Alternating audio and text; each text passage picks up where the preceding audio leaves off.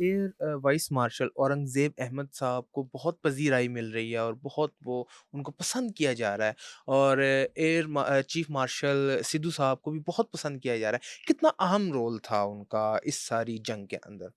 देखिए, क्रेडिट हो डिस्क्रेडिट हो वो जाता है कमांडर को। सो ये एयर चीफ मार्शल का क्रेडिट है कि जिस तरह आपने अपनी फोर्स को तैयार किया। बाकी सारे प्लानिंग करने में बहुत लोग शामिल होते हैं। औरंगजेब साहब का ये फायदा हुआ, कौम की लड़कियों को एक क्रश मिल गया है, ऐसा ही है ना? आप भी ठीक। जेलस फील कर रहे होंगे? नहीं, नहीं सर मैं नहीं? मेरे वॉर हीरो हैं वो। तो बिल्कुल मैं ऑन अ लाइटर साइड में कह रहा हूँ, एक credit and everything goes to the commander जिस भी फ़ोर्स का हो। क्योंकि उसकी ज़िम्मेदारी होती है कि उसने अपनी फ़ोर्स की ट्रेनिंग कैसी की है, हुँ, उनको जो इक्विपमेंट मिला है, वो राफ़ेल है या जे-10 है, उसकी ट्रेनिंग कैसी की है। हुँ, फिर आज की जो बैटल है, ये बड़ी कॉम्प्लेक्स हो गई है। हुँ, ये वो पुराने ज़माने की डॉग फाइट नहीं है, एक जहाज़ वर्सेस एक जहाज़। हुँ, एक पैकेज है पूरी। जैसे अभी आपने देखा, आपका ये जो जो भी डिजिटल या ये सेक्शन है, जी, यहाँ पे 50 लोग बैठे हुए हैं, बिल्कुल, एक स्क्रीन के ऊपर अच्छी चीज़ लाने के लिए। बिल्कुल, बस ये यही काम है। एग्ज़ैक्टली। तो ये पूरी टीम की कॉम्बिनेशन है, कोई एक भी अपना काम नहीं करेगा, तो आपके चैनल के ऊपर तस्वीर नहीं आएगी हुँ, या जिस तरह आनी चाहिए वैसी नहीं वैसी आएगी। नहीं आएगी, बिल्कुल। भले वो तस्वीर हो, भले वो खबर हो, भले वो एनालिसिस हो। तो एयर में भी और इवन ग्राउंड के ऊपर भी ये हो गया, और फिर इसमें चूँकि आप बिल्कुल इलेक्ट्रोमैग्नेटिक फ़ील्ड में ऑपरेट कर रहे हैं, हुँ, एआई आ चुका है, जैमर्स हैं, काउंटर जैमर्स हैं, सैटेलाइट्स हैं, इन सब की जो इंटीग्रेशन है, वो बहुत इम्पोर्टेंट हो गई है। हुँ, आपके पास बेहतरीन जहाज़ हो, हुँ, मैं इसलिए एग्ज़ाम्पल देता हूँ, हम दोनों ने कहीं पे जाना है, आपके पास फ़ेरारी है, हुँ, मेरे पास चिंगची है, मेरे पास जीपीएस लगा हुआ है, आपके पास नहीं है, नहीं, नहीं, मैं पहुँच जाऊँगा, आपको परेशानी होगी। परेशानी होगी, तो ये बिल्कुल। एक छोटी-सी एक आम आदमी की अंडरस्टैंडिंग के लिए मैंने एग्ज़ाम्पल दी है। तो यहाँ पे भी मैटर करता है, और लेकिन उसके साथ मुझे जीपीएस को इस्तेमाल करना आना हुँ, चाहिए। है, ये भी ज़रूरी है, जीपीएस होना नहीं, जीपीएस को इस्तेमाल करना ज़रूरी है। तो exactly this is what is happening हमारी एयर फोर्सेस के बीच में, कि आपके पास टेक्नोलॉजी है, उनके पास थी। हमें मानना पड़ेगा कि जो एस-400 है, दुनिया का बेस्ट एयर डिफेंस सिस्टम है। जी, बिल्कुल। जो ब्राह्मोस है, वो बड़ा ज़बरदस्त मिसाइल हो वो है, जी। ठीक है? तो लेकिन उसकी इंटीग्रेशन, उसको दूसरों की या एनिमी की जो डिजिटल कैपेबिलिटी, उससे बचाना, अपनी डिजिटल कैपेबिलिटी को एनहांस करना, ये सारा मैटर करता है, जिसमें हमारी एयर फोर्स ने उसके साथ इंटीग्रेशन, चूँकि जब स्पेस में कोई भी चीज़ आती जाती है, जी। वो सरफेस टू सरफेस मिसाइल जाए, वो एयर टू एयर जाए, एयर टू सरफेस जाए, हुँ, उसमें पूरी एयर स्पेस में एक इंटीग्रेशन होनी चाहिए। ये नहीं कि हमारे जहाज़ गुज़र रहे हैं और हमारी ही लैंड फोर्सेस ने सरफेस टू सरफेस मिसाइल मारे और वो खुदा ना ख़ास्ता कुछ ऐसी चीज़ हो जाए। हुँ। तो ये बड़ी गज़ब की चीज़ है जो माशाल्लाह हमारी फोर्सेस ने बहुत कमाल किया, और एयर फोर्स का credit it goes to the chief of the air staff and his team. आप क्या समझते हैं कि अभी जो 2025 की वॉर थी एआई जिस तरह से ताकत पकड़ता जा रहा है, आगे आने वाली जंगों का फ्यूचर क्या है?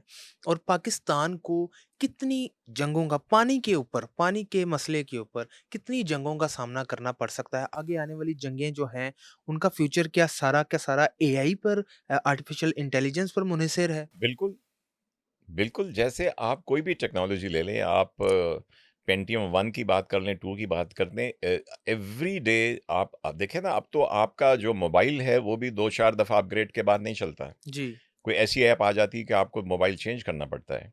तो ये जितनी रैपिडली जो टेक्नोलॉजी चेंज हो रही है, उसमें अगर आप पीछे रह गए, तो आप वॉर में पीछे रह गए। इट्स वेरी जी, सिंपल। और इस वॉर में जैसे हमने प्रूव किया है, और फिर हमने लेट मी अश्योर यू कि हमने अपने पूरे कार्ड नहीं दिखाए। जी। ये नहीं है कि ये जो दिखा दिया और माशाल्लाह औरंगज़ेब ने आके वो ब्रीफिंग दे दी, वो यहाँ पे थे, यहाँ पे थे, हमने ये किया, ये किया, ये किया, ये no, this is just tip of the iceberg. Hmm, तो और उसमें लेकिन मुसलसल एवरीडे जो भी डेवलपमेंट आ रही है टेक्नोलॉजी में, एआई में, सैटेलाइट टेक्नोलॉजी में, इलेक्ट्रॉनिक काउंटर मेजर में, काउंटर काउंटर मेजर्स में, hmm. We have to stay abreast. और I think we are doing good. We have good friends like China. How we uh, defeat and how we destroyed S-400, the Russian giant.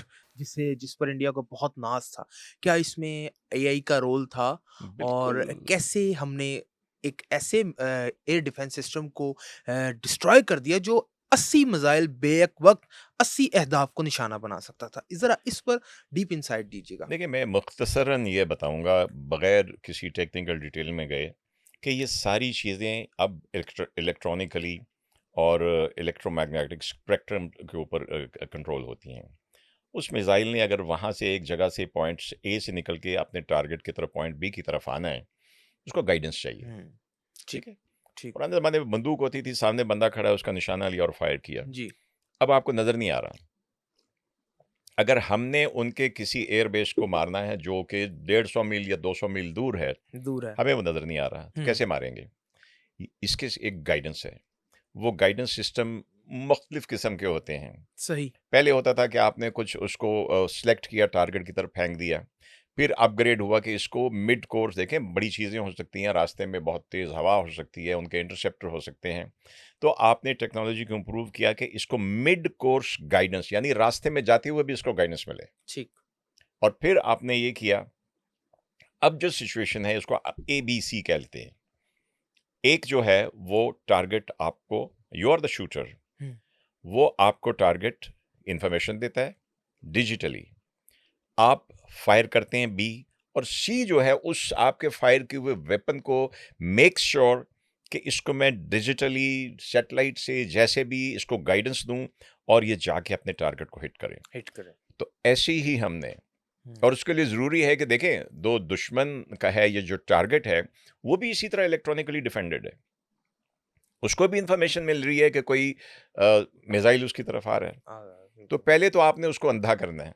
Okay, तो बस layman में समझ लीजिए, उसको अंधा किया अंधा किया और और उसके बाद आपने उसको हिट किया, और रिज़ल्ट हमारे रशिया की भी सामने। थोड़ी-सी हो गई उसमें।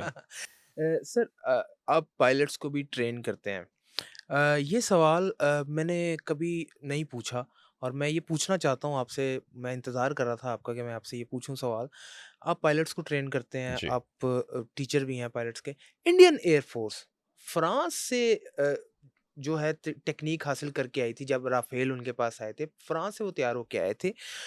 क्या गलती कर रहे हैं इंडियन एयर फ़ोर्स वाले और क्या पाकिस्तान एयर फ़ोर्स के पास ऐसी गिदर-सिंगी है कि हमारे पास ऐसे जज़्बा-ए-ईमानी तो है ही, ऐसे टेक्निकल पायलट्स हैं जो पूरी दुनिया को मात दे देते हैं? एक बात तो आपने कह दी, जज़्बा ईमानी और अल्लाह की रहमत शामिल होती है। ये जी। ये तो बुनियादी चीज़ है। आपने ट्रेनिंग की बात की, तो अगर हम जाते हैं जब आज़ादी मिली, पाकिस्तान इंडिया 2 मुल्क बने अलग-अलग, तो उस वक़्त तक हम सब की मुश्तरका ट्रेनिंग थी गोरों से, गौरव से होता रॉयल था। एयर फ़ोर्स की रॉयल ट्रेनिंग एयर थी। फ़ोर्स।